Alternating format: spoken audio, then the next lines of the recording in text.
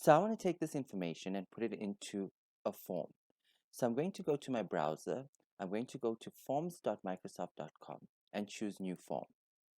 Where it says untitled, this is where I'm going to put in the name of the form. So I'm going to copy this information all the way across. Let's put in the description. Let us learn about forms. And now let's put in the questions. I'm going to choose in add. And is it a choice, text, rating? Is it a date? The first one is text. So if I go to Word, the first one says, please enter your full name.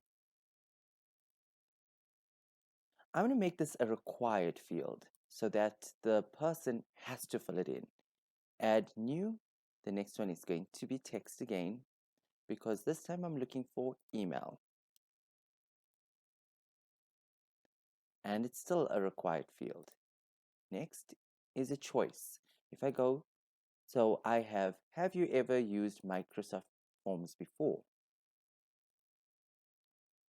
And once I've done that, can you see it's given me a selection? Do I want to say yes, no, or maybe? Let's say add all. And then add new. And my next one is going to be, would you like to book an online training session? So another yes, no choice question. I'm going to say yes, no. I don't need a maybe this time. And we actually don't need to make this a required field.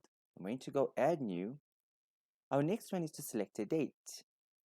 And if I go to the next one and choose date, not a required field, and I'm going to go add new, and the next would be a long answer.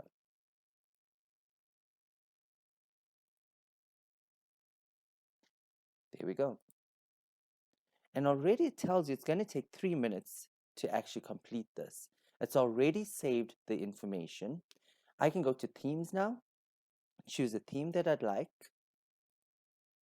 I can preview my form, and just like that, my form is created.